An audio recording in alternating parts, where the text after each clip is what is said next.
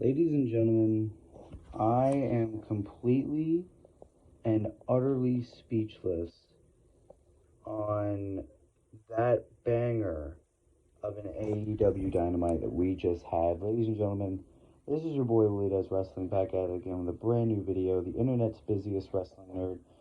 And I'm here to review the May 10th, 2023 episode of AEW Dynamite that just finished airing. And holy shit, this show was a banger from start to finish. And I'm going to briefly talk about it. And maybe sometime tomorrow, if I'm able, I'll probably get Dylan and Wolf on to talk about this. But I just couldn't wait to talk about this, especially considering the fact I didn't do a watch along to it. But we started off, obviously, with Claudio Castagnoli and Ray Phoenix in a double Jeopardy match where the winner will go after the loser's titles. Decent match throughout. Great in-ring action by both men. Claudio ended up getting the win, which means that Claudio and a partner of his choosing, presumably Wheeler Yuta of the BCC, will face the Lucha Brothers for the Ring of Honor World Tag Team Championship. I'm so looking forward to that match. I don't care who would win that. Honestly, I want BCC to be Ring of Honor Tag Champs. Is that just me? I want BCC to be Ring of Honor Tag Champs. I think that'd actually be pretty fucking cool. Even though, considering the fact Claudio and Wheeler are both champions right now. But 2 belts BCC? Also keep in mind some of these things will be out of order as well. Immediately after Claudio and Ray, we had Miro pop up backstage, and he barges right into Tony Khan's office. A little later on in that same night, Thunder Rosa fucking comes back, barges into TK's office, and then TK goes on the fucking backstage, Tron, whatever the fuck you want to say, and he says that he has a major announcement announced for next week, which a lot of people are saying was probably CM Punk.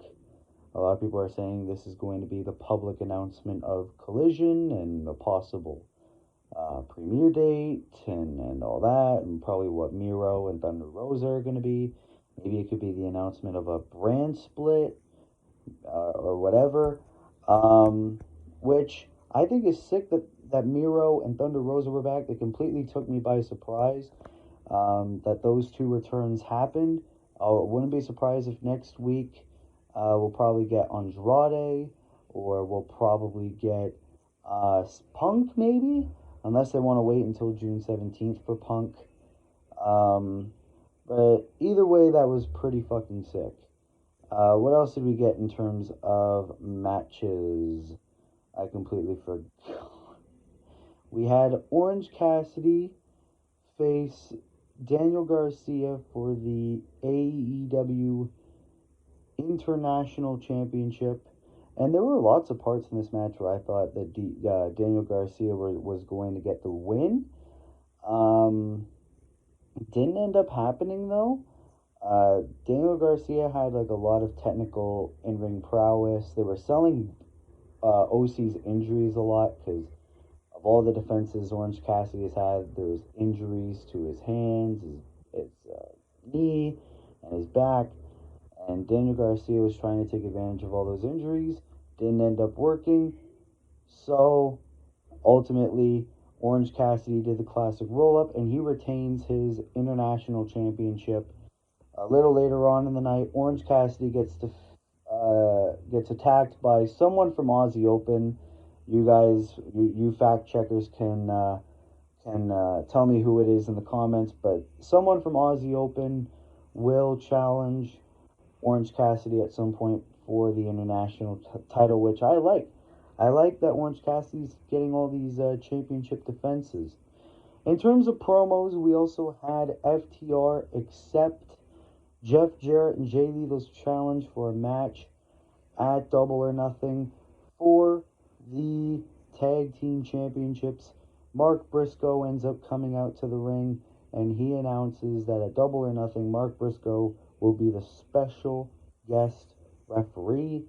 Ultimately, the two teams get into a brawl, and Dax Harwood accidentally pile drivers Mark Briscoe.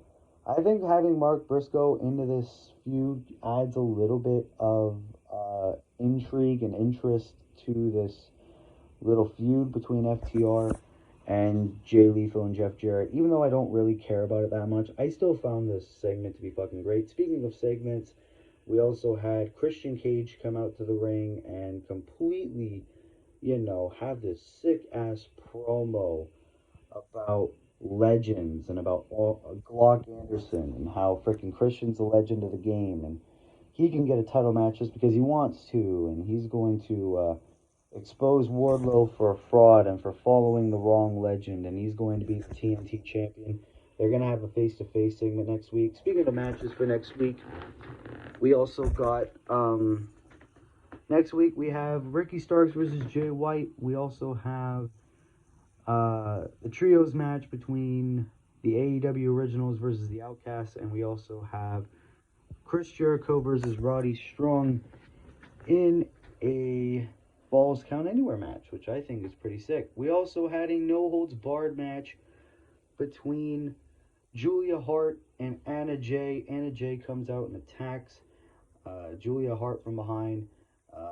There was some, trash can spots that Anna Jay did, and a nice little, fucking reverse glam slam onto some chairs, but in the end, Julia Hart manages to get the win with a submission on top of the chairs for the W, and then immediately after, the House of Black defended against Bandito and the Best Friends in the first ever open house match, where the Best Friends actually got to pick one of the rules, which was Julia Hart is banned from ringside, which is like, okay, cool.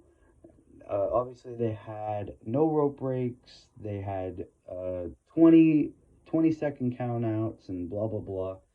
They had this nice presentation. They had, the lighting, like black and white lighting or whatever the hell you want to say. They had the big spotlight in the ring. Where I think that visually looks stunning. Obviously, in the end, the House of Black retained, which I think was the right move. I want them to do more of these open house matches before they drop the belts, because I think that first open house match was actually pretty damn good. So yeah, House of Black retains the AEW Trios Championships. Now, the main event. This is where we get to the main event, which was Jon Moxley versus Kenny Omega in a steel cage.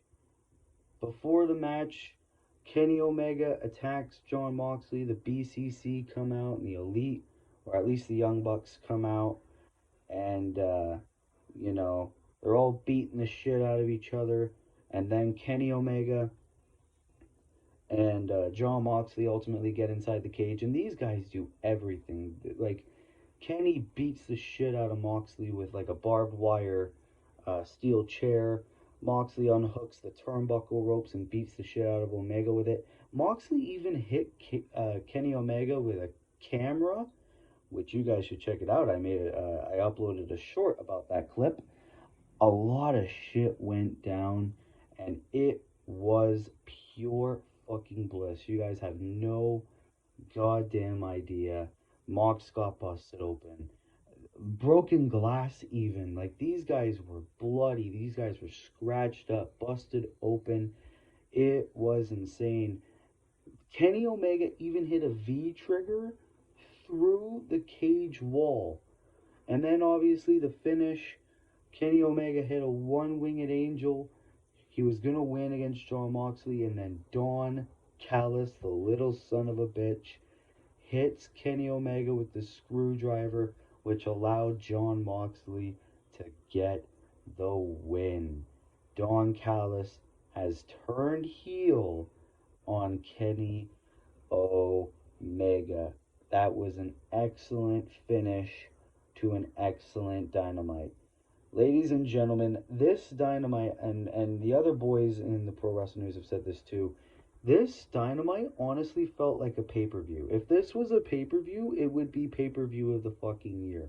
We had title matches, we've had segments to advance storylines, and we had a sick-ass main event with a sick-ass heel turn with a lot of blood, a lot of violence, and a lot of just good old wrestling. Guys, honestly, I am so fucking happy that Dynamite was that fucking good because, oh my god, ladies and gentlemen, that was probably one of the best Dynamites I have ever seen. I'm giving this a 5 out of 5 personally. I promise you guys, sometime, it could be tomorrow, it could be sometime this weekend, I'll let the boys hop on the channel and they can give their thoughts on this Dynamite as well. But holy shit, Dynamite was so fucking good that just aired. Give me your thoughts on the show out of 5. But yeah, ladies and gentlemen, this is it for the Dynamite review. Brief Dynamite review here tonight on AEW Dynamite for May 10th, 2023. Leave your thoughts on the show in the comments down below. And yeah, be sure to like, be sure to subscribe, turn post notifications on. Thank you so much for 368 subscribers and counting. That means the absolute world to me. Be sure to turn on post notifications as I do post shorts a lot now. And yeah, no, be sure to like, be sure to subscribe. And ladies and gentlemen, this has been your boy Willie Does Wrestling. I'll see you in the next video. Be good, people. Peace.